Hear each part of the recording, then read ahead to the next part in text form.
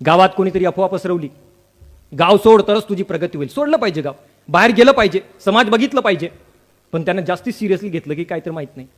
गाव सोड तरच तुझी प्रगती होईल. मग काय गाव सोडण्याच्या नादात काही लोक पुण्यात गेले, काही लोक पिण्यात गेले आणि काही लोक गायच्या चुन्यात गेलो. पण जे शहरात गेले, मोठमोठ्या शहरात त्यांनी घरं बांधली, मोठमोठी बिल्डिंगात आणली, त्यांनी परत कधी गावाकडे बघितलंच नाही.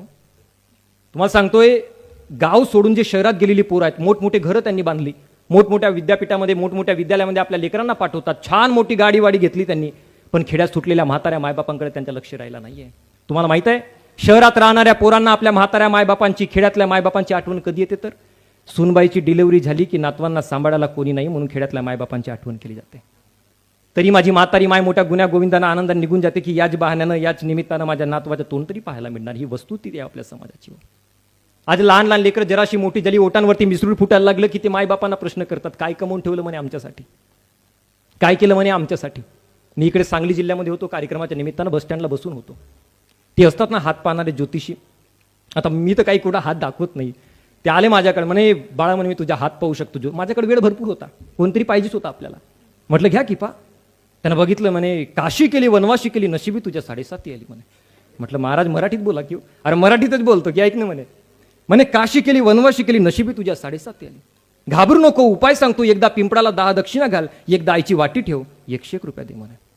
म्हणे महाराज 101 रुपये, मीच तेवढा लांबून आलो, माझ्याकडे कुठं पैसे. महाराज म्हणले देऊ नकोस, मन बघत होतो, पैसा खोटा दगडातला देव मोठा. पुन्हा त्यानं हातात घेतलं, म्हणे तू लोकांसाठी लय करतो पण तुझ्यासाठी कोणी करत नाही. महाराज माझ्या काळजावर हात ठेवलं, म्हणलं तुम्ही, तू लोकांसाठी लय करतो पण तुझ्यासाठी कोणी करत नाही. रात्री म्हणतो येऊ करू तेव करू, सकाळी म्हणतो काय करू, तोंडात रसवंती आहे बघ म्हणे, तुझ्या राजकारणात तरी पडू नकोस, आणि पडलास तर सख्या बापावरही विश्वास ठेवू नकोस, 51 रुपये दे म्हणे. म्हटलं महाराज 51 रुपये नाही होतो माझ्याकडे, मीच तेवढा. अरे देऊ नकोस, मन बघत होतो, पैसा खोटा दगडातला देव मोठा. मग शेवटी त्याला राहवलं नाही, त्याला पैसेच पाहिजे होते की. तो म्हणला आई शपथ खरं सांगतोय, खोटं सांगत नाही, पंढरपूरहून आलोय, तुळजापूरला चाललोय, तुझ्या नावानं आईला तेलवाईन 21 रुपये तरी दे म्हणे. म्हटलं महाराज 21 रुपये नाही, 11 रुपयात म्हणे. म्हटलं 1 रुपये आहे म्हणे, 1 रुपये नाही. म्हटलं त्या महाराजांनी मला त्या दिवशी आशीर्वाद दिला, कोणता? तू बाळा जा म्हणे, अख्खा महाराष्ट्र फिर, भारत फिर म्हणे, तो शनी तुझ्या काही बिघडवू शकणार, ज्याच्या खिशात 1 रुपये नाही तो शनी तरी त्याचा काय बिघडवणार म्हणे. त्या दिवशी मला एक गोष्ट लक्षात आली की बघा, काही लोक ज्योतिषशास्त्रावर विश्वास ठेवतात, काही लोक ठेवत नाही. मी तर जनरली ठेवत नाही. छत्रपती संभाजीराजे असे म्हणाले होते, मनगटातली ताकद संपली की माणूस हातामध्ये भविष्य शोधायला निघतो. त्या मनगटातली ताकद कधी संपू देऊ नका. आणि बघा, त्या निसर्गानं, त्या भगवंत परमेश्वरानं, तुम्ही ज्याही देवाला मानत असाल, ज्याही धर्माला मानत असाल, त्या निसर्गानं प्रत्येक लेकराला 2 ज्योतिषी ऑलरेडी देऊन ठेवला आहेत. तुमच्या मनातलं जाणणारी तुमची आई आणि तुमच्या भविष्य ओळखणारा तुमचा बाप, हे जगातले सगळ्यात मोठे ज्योतिषी, लक्षात ठेवा. जगातले सगळ्यात मोठे ज्योतिषी. आणि आम्हाला त्या मायबापांचं प्रेम पहिल्यांदा समजून घेता आलं पाहिजे, त्यांना समजून घेता आलं पाहिजे. जिवंतपणी आम्हाला आमच्या आईचे प्रेम लेकरांना कळत नाही हो, त्यांना सांगावं लागतं. माझा एक मित्र आहे, लहानपणी असताना त्याची आई वारली, 4थ्या वर्गात होता तो, आई वारली. लेकराला आईचं प्रेम कमी पडू नये म्हणून बापानं दुसरं लग्न केलं, पण त्या सावत्राईनं कधी त्याला आईचं प्रेम दिलं नाही. प्रत्येक सावत्राई सारखी नसते, पण त्याच्या बाबतीत सगळं उलटं होतं. वर्षभरामध्ये तिला तिचं मूल जन्माला आलं, तिनं आपल्या लेकराला गोडदोड चारलं, पण आपल्या त्या सावत्रपुराकडे जरा सुद्धा बघितलं नाही. तो मुलगा माझ्या वयाच्या एक दिवस माझ्या जवळ बसला आणि म्हणाला, दादा म्हणे, ज्याला आई असते त्याला आईची किंमत नसते, मला कोणीतरी विचारून बघावं की आईची किंमत काय आहे. दादा म्हणे, ज्या आठवड्याला मी माझ्या पैशांनी बाजार करून आणतो, त्या आठवड्याला मी माझ्या सावत्राईला हक्काने म्हणू शकतो म्हणे की आई मला ही भाजी नको, मला ती भाजी बनवून दे. आणि ज्या आठवड्याला माझ्याकडे पैसे राहत नाही, मी बाजार करून आणत नाही, त्या आठवड्याला माझी आई माझ्या ताटामध्ये जे वाढेल ते मी गपगुमान मान खाली घालून खाऊन घेतो म्हणे. ढगाड गेलेला चंद्र, ढगाड गेलेला सूर्य कधीतरी दिसेल, पण मातीआड गेलेली माझी आई कधीच परत येणार नाही. त्या आईचे महत्त्व आम्हाला आमच्या लेकरांना समजावून देता आलं पाहिजे. सगळ्यात मोठी वस्तुस्थिती आहे. निलेश महाराज कोरड्यात महाराष्ट्राचे सुप्रसिद्ध कीर्तनकार आहेत. त्यांनी एका कीर्तनात फार मार्मिक सांगितलं होतं की प्रत्येक स्त्रीच्या जीवनामध्ये एकूण 3 जन्म असतात. पहिलं ती जन्माला आली, दुसरं तिचा विवाह झाला, आणि तिसरं ती बाळंत झाली. आणि बाळंत या शब्दाचा जर तुम्ही विग्रह कराल, त्याचा जर तुम्ही अर्थ जर समजून घेण्याचा प्रयत्न कराल, तर बाळ होताना यदा कदाचित तिचा अंतही होऊ शकतो. ही प्रक्रिया म्हणजे बाळंत आहे, लक्षात ठेवा. साधं काम नाहीये एका लेकराला जन्म देणं.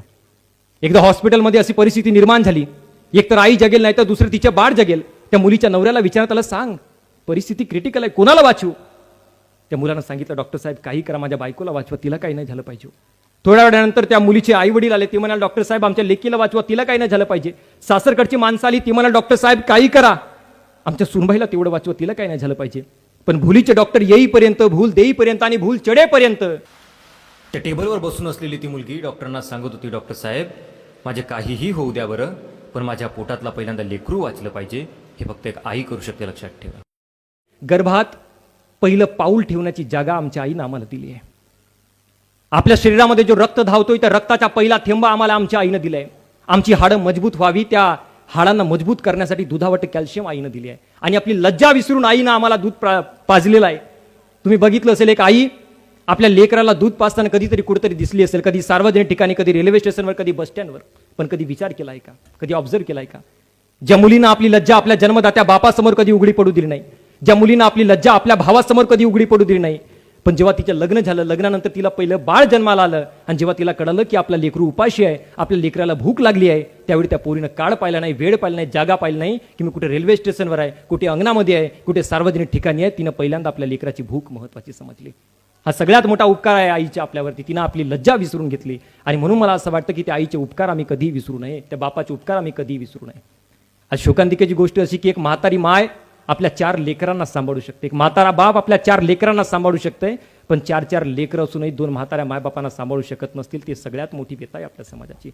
जे स्वप्न आमच्या राजश्री शाहूजी राजेंनी बघितलं होतं, जे स्वप्न आमच्या महापुरुषांनी बघितलं होतं, ते स्वप्न कुठेतरी धुळीत मिसळतंय का, हा सगळ्यात मोठा महत्वाचा प्रश्न मला आजच्या या कार्यक्रमाच्या निमित्तानं उपस्थित करावंसं वाटतं. घरामध्ये 80 वर्षाची म्हातारी माय होती, 2 मुलं होते.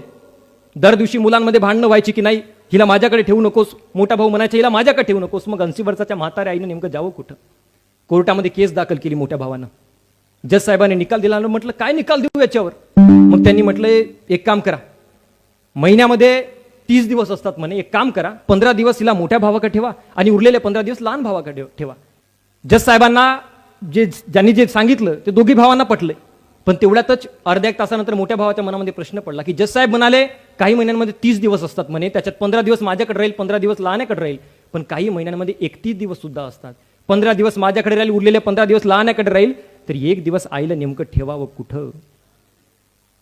हा प्रश्न जर आमच्या या पिढीला जन्माला येत असेल, मी एकच सांगतो, आयुष्यात पैसे थोडे कमी कमवा चालेल, पण आयुष्यामध्ये संस्कारवान पोरं जन्माला घाला, ही सगळ्यात मोठी वस्तुस्थिती आहे.